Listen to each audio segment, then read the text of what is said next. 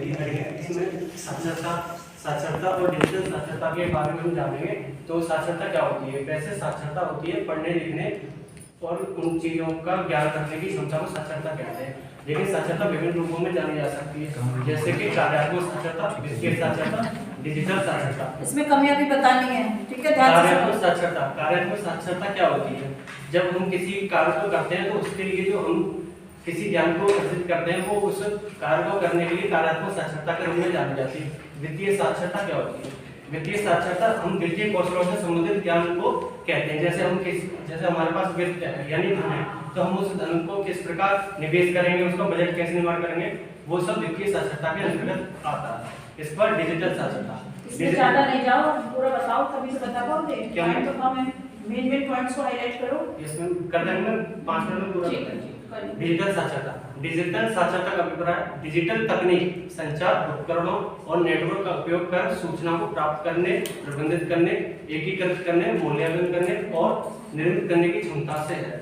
इसके बाद है समस्या का प्रादुर्भाव। जैसे हम जानते हैं कि आजकल डिजिटल उपकरण बहुत ज्यादा बढ़ते जा रहे हैं। हमारा स्मार्टफोन है जिसको हम पीपीटी प्रेजेंट कर रहे हैं, ये भी एक डिजिटल उपकरण है। तो इन सब पर हम विद्यार्थी एडमिट होने के बावजूद भी हिचकिचाते हैं, कैसे ओपन करें, कैसे हम कनेक्ट करें। तो इन सब की समस्या को देखते हुए इस शोध समस्या का चयन किया गया है। और हमारा जो स्वाध्याय है, जैसे कभी कभी होता है कि टीचर बहुत ज्यादा बिजी होते हैं, कभी कभी कक्षा नहीं लग पाती है मैनेजमेंट की वजह से या जो भी कारण है, तो इसमें हम स्वयं जो टीचर ने अपनी अपलोड कर रखी है वीडियो यूट्यूब पर या अन्य प्लेटफॉर्म पे, तो उनको हम देख सकते हैं। लेकिन अगर बच्चों को देखना ही नहीं आता तो वो उसे ओपन करके चालू कैसे करेंगे, समझेंगे कैसे? तो इसलिए ये टॉपिक भी बहुत महत्वपूर्ण है, हमारा जो सोच समस्या है।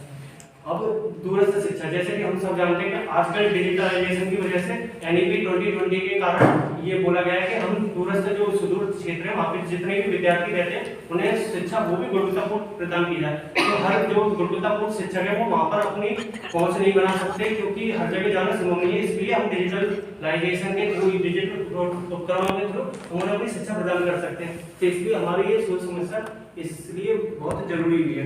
रोजगार के लिए, जैसे विद्यार्थी अपनी एमएड या बीएड करने के बाद जब रोजगार ढूंढने के लिए जाते हैं तो उन्हें जब भी जो नियोजकर्ता होता है, जो एम्प्लॉयर रखते हैं, वो ये कहते हैं कि क्या आपको पीपीटी बनाना आती है या आपको कंप्यूटर से रिलेटेड चीजें आती है कि नहीं। अगर वो कहते हैं कि नहीं आती तो उनका रोजगार सिलेक्शन में वो बाकी विद्यार्थियों से या बाकी व्यक्तियों से पीछे हो जाते हैं। तो इसको जानकारी को ग्रहण करने के लिए भी हमारी बहुत जरूरी ये समस्या है कि हम इस पर काम करें और ये भी पता करें कि जो हमारे बीएड कर रहे हैं विद्यार्थी वो इन चीजों को जानते हैं या नहीं, और मूल्यांकन करने में। क्योंकि एक बीएड करने वाला विद्यार्थी हमेशा शिक्षक बनता है ज्यादातर केसेस में, तो वो मूल्यांकन किस प्रकार करेगा। और जो डाटा कलेक्शन है, क्योंकि अब बहुत सारे बच्चे ऑनलाइन शिक्षा ले रहे हैं, तो उनका जो डाटा है वो बहुत ज्यादा ब्रॉड हो रहा है, तो उन्हें कॉपी पेन पे करना बहुत मुश्किल है। इसलिए डिजिटलीकरण करना बहुत जरूरी है ताकि वो डिजिटल चीजों को जानता हो और सबको एक कम समय में और कम जगह पर स्टोर किया जा सके, उनका मूल्यांकन करना। अब समस्या का था, जैसे मैं पहले बता चुका हूँ, हमारी समस्या है अलीगढ़ शहर के अनुदानित महाविद्यालय में बीएड प्रशिक्षण विद्यार्थियों की डिजिटल साक्षरता का अध्ययन करना। शोध शीर्षक में प्रयुक्त प्रमुख शब्दों का परिभाषीकरण। अनुदानित महाविद्यालय। अनुदानित महाविद्यालय वे होते हैं जो प्योर गवर्नमेंट कॉलेज नहीं है, परंतु उन्हें कुछ नियम व शर्तों के आधार पर सरकारी कोष से निधि प्राप्त होती है। प्रशिक्षण विद्यार्थी, ऐसे विद्यार्थी जो प्रशिक्षण प्राप्त करें बीएड कॉलेज में, प्रशिक्षण विद्यार्थी यहाँ पे उनको माना गया है। डिजिटल साक्षरता। डिजिटल साक्षरता डिजिटल उपकरणों का ज्ञान, उनका प्रयोग और उनका मूल्यांकन करना डिजिटल साक्षरता के अंतर्गत आता है। शोध के उद्देश्य, हम 2 उद्देश्य ले रहे हैं, एक मुख्य उद्देश्य, गौड़ उद्देश्य। मुख्य उद्देश्य में अलीगढ़ शहर के अनुदानित महाविद्यालय में बीएड प्रशिक्षणरत विद्यार्थियों की डिजिटल साक्षरता का अध्ययन करना। और हमारे गौड़ उद्देश्य है अलीगढ़ शहर के अनुदानित महाविद्यालयों में बीएड प्रशिक्षणरत छात्राओं की डिजिटल साक्षरता का अध्ययन करना। अलीगढ़ शहर के अनुदानित महाविद्यालयों में बीएड प्रशिक्षणरत छात्रों की डिजिटल साक्षरता का अध्ययन करना। अलीगढ़ शहर के अनुदानित महाविद्यालयों में बीएड प्रशिक्षणरत छात्र एवं छात्राओं की डिजिटल साक्षरता का तुलनात्मक अध्ययन करना। शोध की परिकल्पना। पहली परिकल्पना है अलीगढ़ शहर के अनुदानित महाविद्यालयों में बीएड प्रशिक्षणरत विद्यार्थी डिजिटल साक्षर नहीं है। ये नल हाइपोथेसिस है हमारी। दूसरी है अलीगढ़ शहर के अनुदानित महाविद्यालयों में बीएड प्रशिक्षण छात्राएं डिजिटल साक्षर नहीं है। तीसरी अलीगढ़ शहर के अनुदानित महाविद्यालयों में बीएड प्रशिक्षण छात्र डिजिटल साक्षर नहीं है। चौथी अलीगढ़ शहर के अनुदानित महाविद्यालयों में बीएड प्रशिक्षण छात्र एवं छात्रा डिजिटल साक्षर नहीं है। अब है शोध प्रक्रिया, शोध विधि। इसमें जो मेरी डिसर्टेशन है उसका सिनॉप्सिस में जो हम शोध विधि अपनाएंगे वो है वर्णनात्मक सर्वेक्षण विधि। और शोध न्यायाधीश में जो जनसंख्या दी गई है वो उत्तर प्रदेश राज्य के समस्त अनुदानित महाविद्यालयों को चयनित किया गया है, जिसमें बीएड प्रशिक्षण विद्यार्थी उपस्थित है। प्रस्तुत शोध न्यायाधीश की जनसंख्या के अंतर्गत उत्तर प्रदेश राज्य के समस्त अनुदानित महाविद्यालयों को चयनित किया गया है, जिसमें बीएड चयनित क्यों किया जाएगा? सम्मिलित किया गया बीएड प्रशिक्षणरत विद्यार्थी जनसंख्या के रूप में सम्मिलित रहेंगे, जनसंख्या के रूप में है। तो सीखना चाहिए था तुम्हें। हाँ, पॉपुलेशन लिखी है तुमने। अच्छा ऐसे लिखा है। चयनित नहीं करते हैं जनसंख्या को। जनसंख्या तो है जो भी बीएड प्रशिक्षण ले रहे हैं वो जनसंख्या है। तो केवल यही तो रहेगा अनुदान महाविद्यालय जिसमें बीएड प्रशिक्षित विद्यार्थी है। ठीक है, चलो। अब न्यायाधीश प्रस्तुत शोध अध्ययन के न्यायाधीश का चयन संपूर्ण जनसंख्या से साधारण यादृच्छिकृत न्यायाधीश विधि से चयन किया गया है, जिसके अंदर अलीगढ़ शहर के 3 अनुदानित महाविद्यालयों में प्रशिक्षण कुल 200 विद्यार्थी, जिसमें 100 छात्र तथा 100 छात्राएं चयनित की जाएंगी, जिसका विवरण निम्नलिखित है। जैसे कि इसमें लिख रहा है धर्म समाज को। उसके बाद सोचक डिजिटल साक्षरता शोध उपकरण, इसमें स्वनिर्मित प्रश्नावली का प्रयोग किया जाएगा। उसके बाद सांख्यिकी, इसमें मध्यमान मानव विज्ञान ये प्रविधियां लिखा है तो लगता है मेरा ओटो में होगा सांख्यिकी प्रविधि।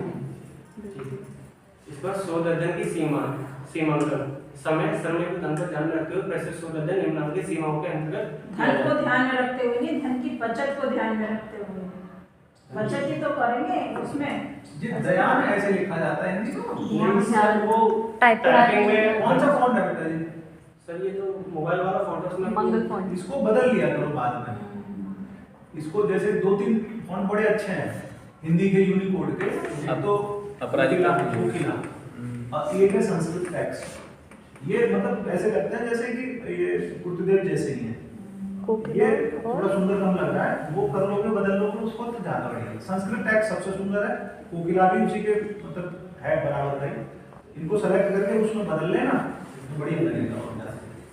तो प्रस्तुत शोध अध्ययन अलीगढ़ शहर तक ही सीमित है। शोध विधि इसके अंतर्गत वर्णनात्मक सर्वेक्षण विधि से संपर्क किया जाएगा। शोध न्यायाधीश के अंतर्गत अलीगढ़ शहर के 3 अनुदानित महाविद्यालयों को सम्मिलित किया जाएगा। शोध से संबंधित सूचनाओं का संग्रह इसमें संख्या नहीं आई तो करेक्शन द्वारा किया जाएगा। शोध आंकड़ों को विश्लेषित करने हेतु मध्यमान मानव विचलन एवं कीमान सांख्यिकी प्रविधियों का ही प्रयोग किया जाएगा। शोध अध्ययन की आवश्यकता, आधुनिक शिक्षा की मांग।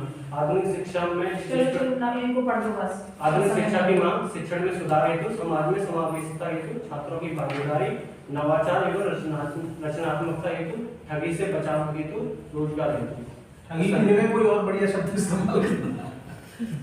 ठगने की जगह कोई और टेक्निकल टर्म हिंदी का होता होगा ना ठगाई की जगह। सर ठग ही एक टर्म है, मैं कॉलेज में लिख दिया था। नहीं वो टेक्निकल टर्म और होगा हिंदी में। ठग की जगह ठग से बचने के लिए मतलब कुछ और दूसरा तकनीकी शब्द देख लेना। सर एक स्कैम को लिख सकते हैं, लेकिन इंग्लिश का वर्ड है। स्कैम लिख दो कोई बात नहीं, जितने प्रकार हिंदी के में लिख स्कैम दो, चल रहे अंग्रेजी को हैं। हिंदी में लिख दो, कोई समस्या नहीं। पहले मैं ये सोचा था कि स्कैम लिख दिया जाए, तो फिर मैंने वो बढ़िया रहेगा। शिक्षा के स्कैम से भी बच सके ना, बाकी तो बचेगा। धोखाधड़ी से लिख देते हैं, धोखाधड़ी से बचाओ। वो भी अलग है तो उसी डेफिनेशन चलो बढ़िया, बहुत सही।